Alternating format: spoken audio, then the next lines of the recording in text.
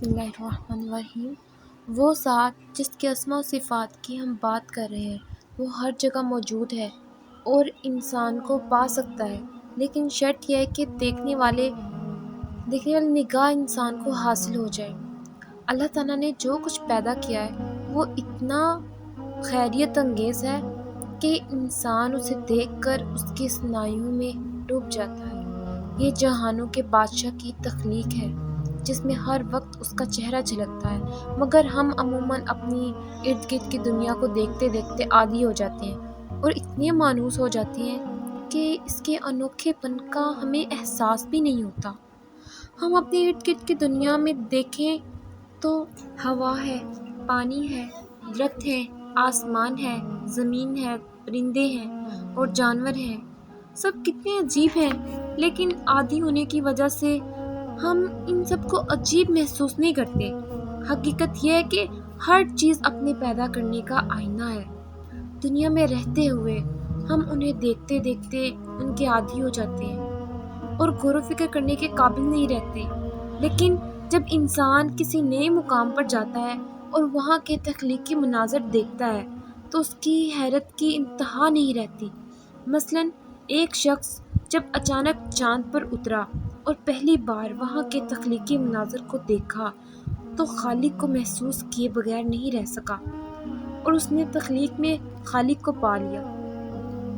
ہماری موجودہ دنیا میں بھی اللہ تعالیٰ کی موجودگی کا تجربہ ہو سکتا ہے، مگر اس صورت میں جب دنیا کو تعجب کی نگاہ سے دیکھا جائے، جیسے چاند کا ایک نیا مسافر چاند کو دیکھتا ہے۔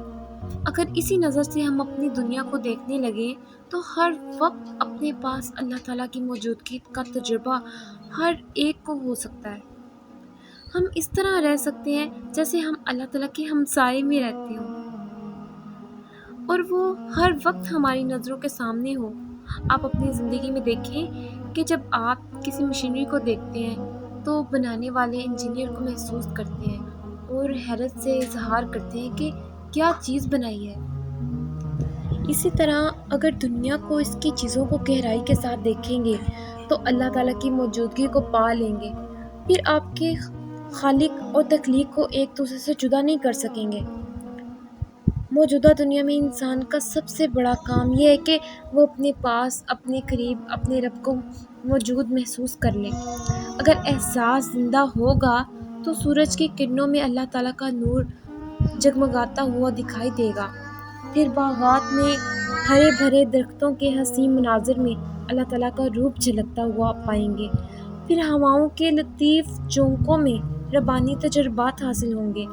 آپ اپنی پیشانی کو زمین پر رکھ کر دیکھیں۔ جب آپ اس احساس کے ساتھ اپنی پیشانی کو زمین پر رکھیں گے کہ اپنے رب عظیم کے سامنے جھکے ہوئے ہیں تو آپ کو اس کی موجودگی کا احساس ہوگا۔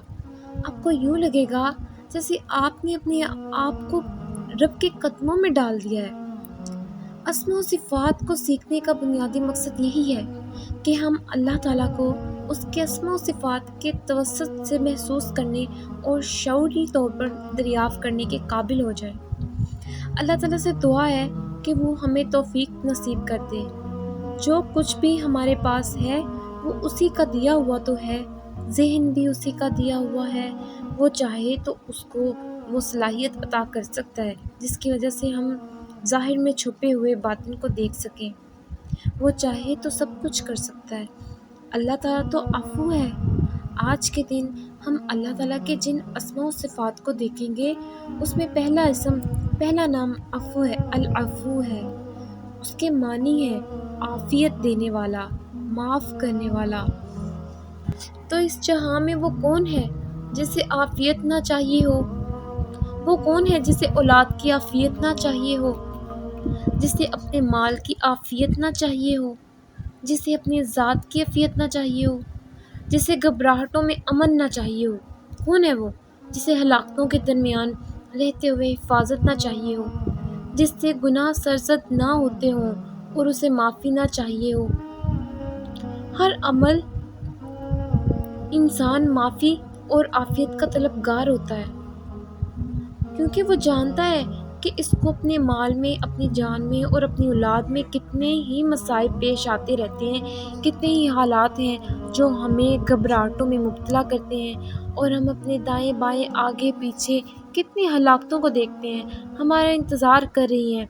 حقیقت یہ ہے کہ انسان اپنے مولا کی، اپنے رب کی تلاش میں ہے، جو گناہوں سمیت اسے قبول کر لے، جو اس کے گناہوں سے اسے پاک کر ڈالے، اور جو گھبراہٹوں اور ہلاکتوں میں اسے امن دے، جو مصائب سے اسے اپنی حفاظت میں رکھے۔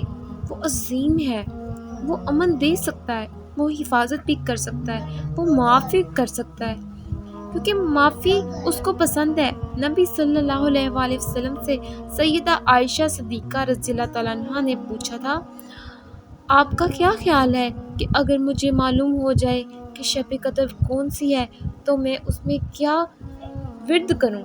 آپ صلی اللہ علیہ وآلہ وسلم نے فرمایا، اللہم انک عفو کریم تحب العفو فاعف عنی۔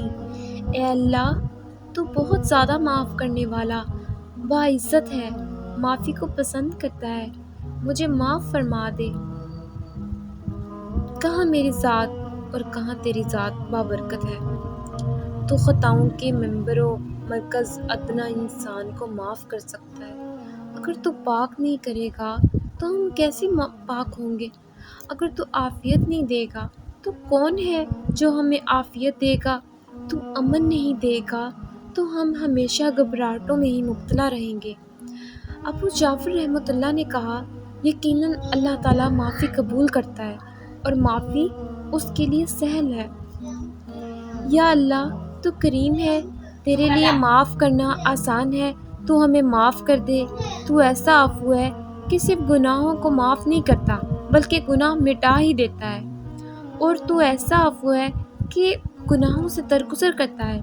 یا اللہ، تو گناہوں کے اثرات مٹا دیتا ہے، لہٰذا ہمارے گناہوں کو بھی ایسے مٹا دے کہ ان کے اثرات بھی باقی نہ رہیں۔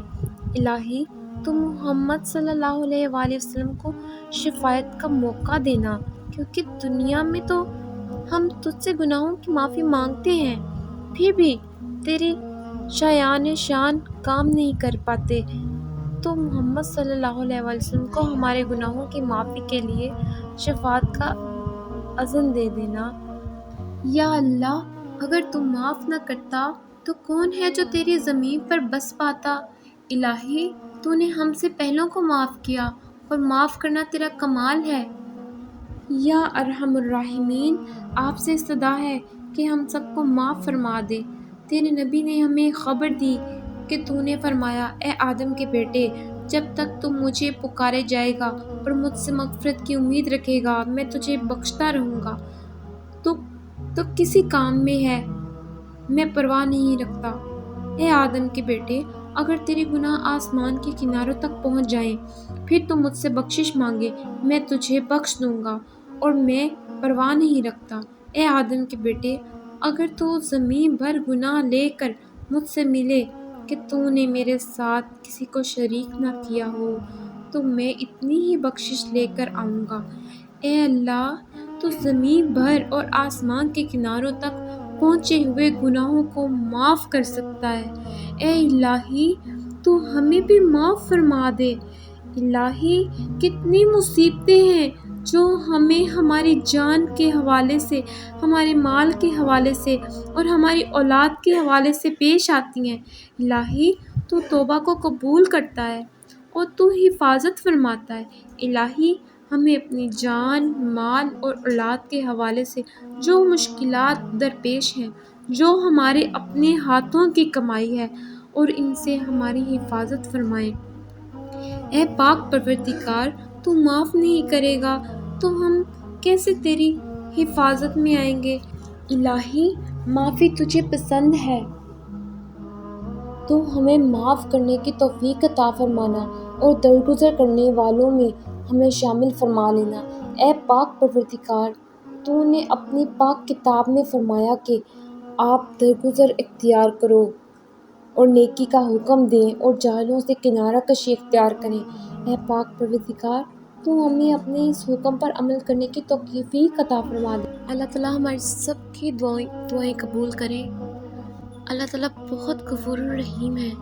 اللہ ہماری دعائیں سنتے ہیں، انہیں قبول کرتے ہیں۔ ہمارا دل خالص ہونا چاہیے اللہ کے لیے، ہمیں یقین سے مانگنا چاہیے۔ جب ہم بہت یقین سے اللہ سے دعا کرتے ہیں تو اللہ تعالیٰ ہماری سنتے ہیں، کیونکہ اللہ تعالیٰ غفلت سے بھرے دلوں کی دعا قبول نہیں کرتے۔ اللہ پر یقین کامل ہونا بہت ضروری ہے۔ اللہ تعالیٰ کے آگے جھک جائیں، سلنڈر کر دیں، معافی مانگ لیں، گڑ گڑائیں، اللہ کے سامنے مان لیں، اپنی ہر خطا کو مان لیں، جھک جائیں، پھر دیکھیں اللہ آپ کو کیسی بلندیاں عطا کرتے ہیں۔ قبولیت کے اوقات میں دعائیں مانگیں۔ آپ اس وقت میں دعائیں مانگیں جب اللہ تعالیٰ خود پکار رہے ہوتے ہیں، ہے کوئی مجھ سے مانگنے والا۔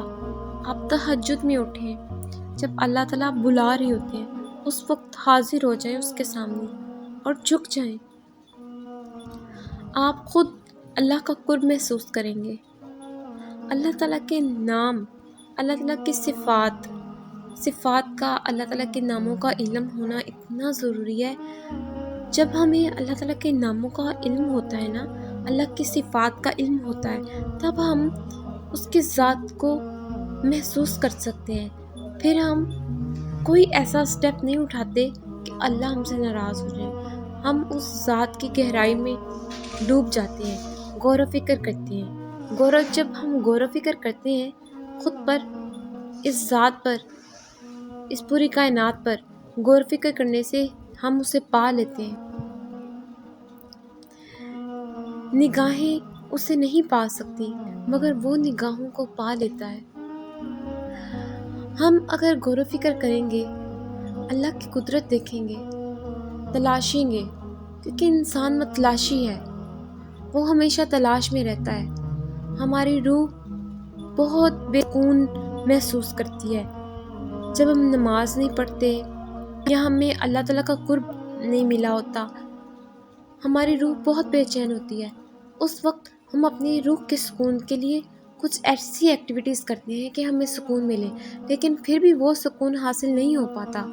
وہ خلا، وہ سکون صرف اللہ کی ذات پر کر سکتی ہے، اور اللہ کی ذات کا قرب اللہ کی صفات، اللہ کے ناموں سے حاصل ہو سکتا ہے۔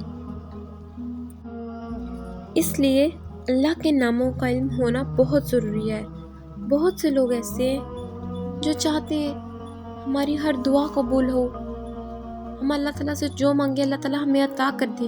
ان کو چاہیے وہ پہلے اللہ تعالیٰ کے ناموں کا، اللہ تعالیٰ کے صفات کا، ان کا علم سیکھے۔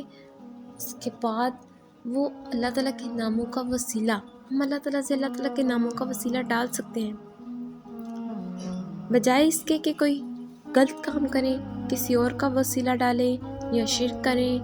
یہ غلط چیز ہے۔ ہم اللہ کو اللہ کے ہی ناموں کا وسیلہ ڈال سکتے ہیں۔ اللہ غنی ہے، اللہ بادشاہ ہے اس پوری دنیا کا۔ اللہ تعالیٰ نے ہی تو ہر مخلوق کو پیدا کیا ہے۔ ہم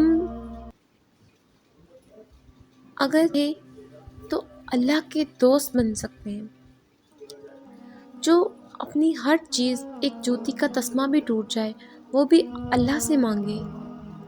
خوشی، غم، ہر چیز، ہر وقت صرف اللہ کی طرف رجوع کرے، وہ انسان ولی ہوتا ہے۔ اور ولی کا مطلب ہوتا ہے اللہ کا دوست۔ جب کوئی غم ملے، کوئی تکلیف آئے، تب بھی 2 نوافل پڑھے۔ نوافل پتہ ہے آپ کو؟ سجدے، اللہ تعالیٰ کا قرب۔ سب سے زیادہ اللہ تعالیٰ کے قریب ہونے کا ذریعہ کیا ہے؟ سجدے کی حالت میں انسان سب سے زیادہ رب کے قریب ہوتا ہے۔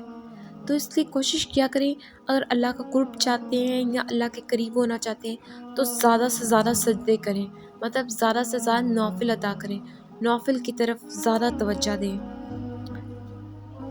جب آپ سجدے کی حالت میں آپ کی روح اللہ سے، ہم نماز پڑھتے ہیں، ہم اللہ سے بات کر رہے ہوتے ہیں نا، اللہ سے بات کرتی ہے، آپ کی روح اللہ تعالیٰ کے قرب میں ہوتی ہے، تو اس وقت آپ اللہ سے جو دعائیں مانگیں آپ کی دعائیں قبول ہوتی ہیں، ہر جائز دعا قبول ہوتی ہے۔ آپ اللہ سے کسی بھی وقت مانگ سکتے ہیں. کبھی بھی آپ پرابلم میں ہیں، کسی پریشانی میں ہیں، تو نبی پاک صلی اللہ علیہ وسلم کیا کرتے تھے؟ جب کوئی پریشانی آئی ہے، کوئی مصیبت آ گئی تو وضو کریں، 2 نوافل پڑھیں، اللہ کے سامنے سجدہ ریز ہو جائیں، اللہ سے مانگیں، راحت مانگیں، اللہ سے مصیبت سے نجات مانگیں. اور جب آپ بہت خوش ہوتے ہیں تو تب آپ شکر کیا کریں، اللہ تعالیٰ کا شکر ادا کریں دل سے. ایک ہوتا ہے زبان سے صرف کہہ دینا، اور ایک ہوتا ہے دل کی کیفیت کا بدلنا. آپ دل سے اللہ تعالیٰ کا شکر ادا کریں.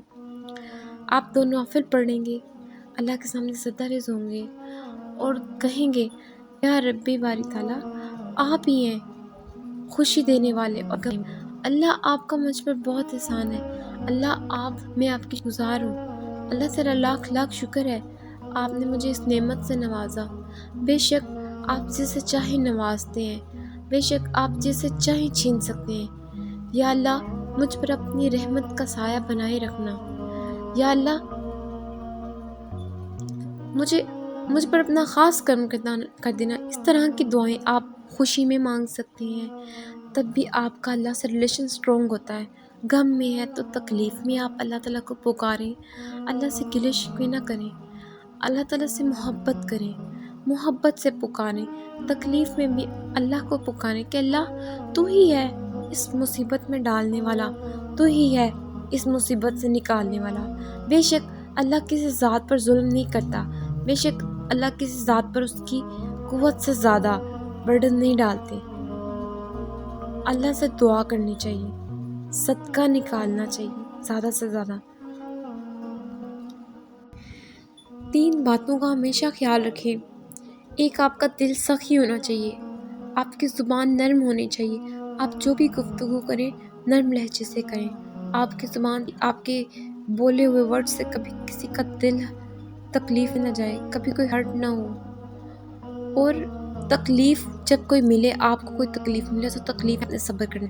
یہ 3 چیزیں، سخی ہونا، تکلیف میں صبر کرنا، زبان کا نرم ہونا، کامل ایمان کی نشانی ہے.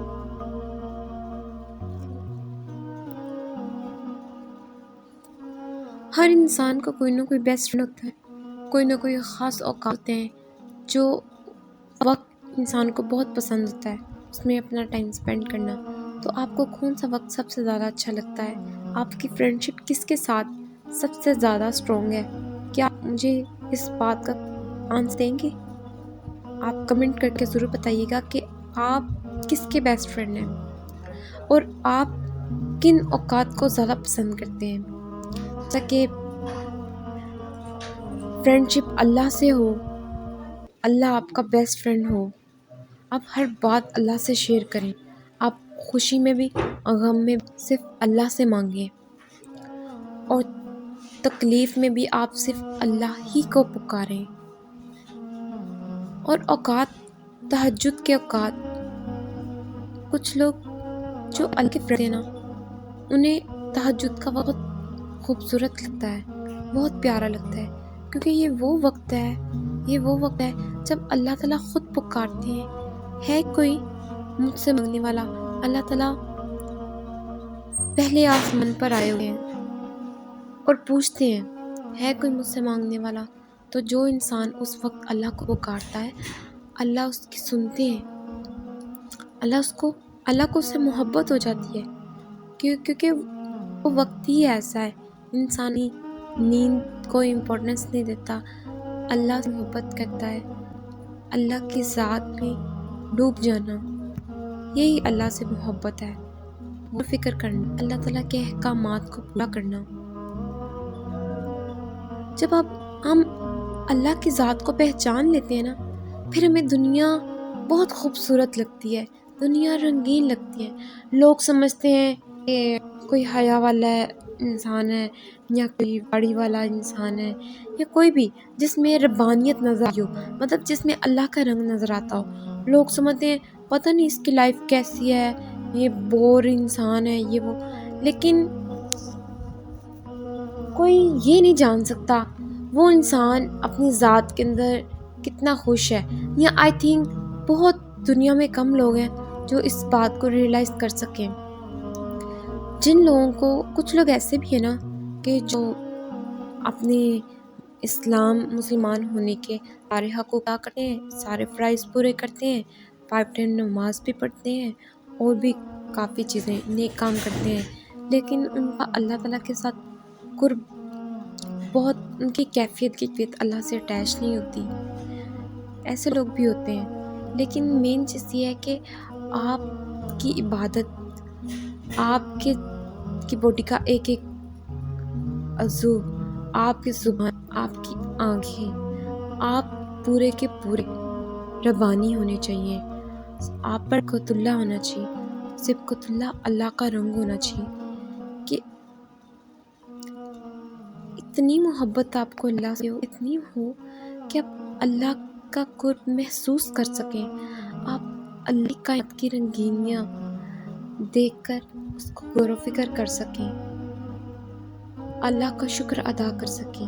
جو انسان اللہ کو پہچان لیتا ہے، اس ذات کو پہچان لیتا ہے، وہ غور و فکر کرتا ہے، اور جب وہ غور و فکر کرتا ہے تو اللہ کا بہت زیادہ شکر ادا کرتا ہے اور دل سے شکر ادا کرتا ہے اللہ کا.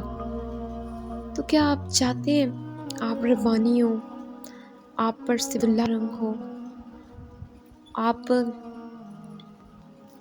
ایک خوبصورت زندگی گزاریں، آپ کی دنیا بھی جنت بن جائے، اور آخرت میں تو جو انعامات ہیں وہ تو ہیں ہی، لیکن آپ کی دنیا بھی جنت بن جائے گی. کیا آپ نے کبھی تنہائی میں اللہ سے باتیں کی ہیں؟ کیا تنہائی میں آپ نے اللہ تعالیٰ کو اپنی مسٹیکس بتائی ہیں؟ کبھی آپ نے سرنڈر کیا ہو اللہ کے سامنے جھک کر، یا اللہ میں نے یہ گناہ بھی کیا ہے. اور ہاں، اگر آپ سے کوئی گناہ ہو گیا ہے تو آپ لوگوں سے ذکر مت کریں. جب آپ لوگوں سے ذکر کرتے ہیں تو سننے والے کا دل بھی بڑھتا ہے کہ میں بھی کر سکوں. آپ ایسا ہرگز نہیں کریں. اگر آپ سے کوئی گناہ ہو گیا ہے، کوئی کبیرہ صغیرہ گناہ ہو گیا ہے، تو آپ صرف اللہ کو بتائیں. آپ اللہ سے جب معافی مانگ رہے ہیں تو آپ لوگوں کو کیوں بتا رہے ہیں؟ آپ نے تو اصول اللہ کے بنائے ہوئے توڑے ہیں، تو آپ لوگوں کو کیوں اپنی غلطیاں بتا رہے ہیں؟ جس چیز کا اللہ نے پردہ رکھ لیا ہے، آپ اسے تو سامنے مت کھولیں. آپ اللہ سے معافی مانگیں، اللہ سے شیئر کریں کہ اللہ مجھ سے یہ بھی غلطی ہو گئی، مجھ سے یہ گناہ بھی ہو گیا. تو آپ اللہ سے جب سچے دل سے ندامت کے آنسوں کے ساتھ اللہ سے توبہ کریں گے، معافی مانگیں گے، تو اللہ تعالیٰ آپ کی دعا قبول کر لیں گے، آپ معاف کر دیں گے. کسی انسان کو بتانے کے بہت سے نقصانات ہیں. ایک تو سننے والے کا دل بڑھتا ہے کہ میں بھی کر سکتا ہوں، کوئی بات نہیں، میں بھی کر لوں گا، یا کچھ بھی، اگر اس نے چاہے نہ بھی گناہ کیا ہو، ویسے آپ کے لیے خود کے لیے بھی بہتر نہیں ہے. جس چیز کی آپ نے اللہ کے سامنے توبہ کر لیا، آپ کسی سے ڈسکس مت کریں. جس چیز کو اللہ نے پوشیدہ رکھا تو آپ کسی کے ساتھ شیئر مت کریں. آپ صرف اللہ سے شیئر کریں، اللہ سے معافی مانگیں، اور آپ اللہ سے وعدہ کریں آپ نیکسٹ کبھی ایسا نہیں کریں گے، تو اللہ آپ کی توبہ کو قبول کر لیں. اس میں آپ نے لکھنا ہے کہ اللہ تعالیٰ نے آپ کو کون کون سی نعمتیں عطا کی ہیں، اور ایک لسٹ بنانی ہے. اس میں آپ نے اپنی مسٹیکس لکھنی ہے، اور پھر استغفار پڑھنا ہے، اللہ سے توبہ کرنی ہے. استغفار انسان کے گناہوں کو دھو دیتا ہے. جب انسان ایک گناہ کرتا ہے تو اس کے دل پر کالا دھبا لگ جاتا ہے، اور اللہ کو صاف کرتا ہے. اس لیے کوشش کیا کریں ہر وقت آپ کی زبان میں، آپ کوئی کام کر رہے ہیں، آپ فارغ ہیں، یا کوئی بھی وقت ہے، آپ کی زبان میں استغفار ہونا چاہیے، کیونکہ ان گناہوں کا پتلا انسان سے بہت سے گناہ ہوتے ہیں. استغفار کو اپنی زندگی میں ایڈ کریں، شکر کو ایڈ کریں، اور درود پاک کو ایڈ کریں. آپ ان 3 چیزوں کو ایڈ کریں، آپ کی زندگی بدل جائے گی. آپ کو اللہ کا قرب عطا ہو جائے گا. آپ اپنی روح کو سکون میں محسوس کریں گے. ہماری روح بہت سی بیماریوں کی شکار ہے، تو آپ کے روح کا علاج انہی چیزوں سے سکتا ہے. ایک استغفار، شکر، الحمدللہ، درود پاک، اللہ کی حمد و ثنا، ان سے روحانی علاج ہوتے ہیں. یہ آپ نے ان 3 چیزوں کو کبھی نہیں چھوڑنا، کبھی نہیں چھوڑنا، کبھی نہیں چھوڑنا، کبھی بھی نہیں چھوڑنا. آپ کام کر رہے ہیں، آپ فارغ ہیں، کچھ بھی کر رہے ہیں، کوئی بھی ایکٹیویٹی کر رہے ہیں، آپ نے اپنے زبان میں یہ اذکار جاری رکھنا ہے۔ اللہ تعالیٰ ہم سب کو معاف کرے، ہم سب کی دعا قبول کرے، اور آپ نے کمنٹ باکس میں ضرور بتانا ہے ہو از یور بیسٹ فرینڈ، اور آپ اللہ سے شیئر کریں گے کیا اپنی باتیں؟ کیا آپ نے ارادہ کر لیا ہے اللہ سے باتیں شیئر کرنے کا؟ کیا آپ نے یہ ارادہ کر لیا ہے آپ اللہ سے فرینڈشپ بھی نہیں توڑیں گے؟ کیا آپ نے یہ ارادہ کر لیا ہے کہ آپ اللہ سے توبہ کریں گے؟ آپ نے کمنٹ باکس میں ضرور بتانا ہے کہ کون سی فرینڈشپ کو زیادہ امپورٹنٹ سمجھتے ہیں، کون سی فرینڈشپ آپ کو زیادہ پیاری لگتی ہے۔ آپ نے یہ ضرور بتانا ہے۔ اور آپ کی روح کیسی ہے؟ کیا آپ کی روح بیماریوں کا شکار نہیں؟ جیسے جھوٹ، حسد، تکبر، کینہ، ان جیسی بیماریوں کی شکار تو نہیں؟ کیا آپ بے سکون تو نہیں ہیں؟ اگر ایسی چیزیں ہیں تو دیکھیں، خود کو پہچانیں، اپنا علاج کریں، سچائی کی طرف آئیں، خوبصورت زندگی گزاریں، پرسکون زندگی گزاریں۔ دنیا بھی جنت ہے، آپ کو سب ملے گا۔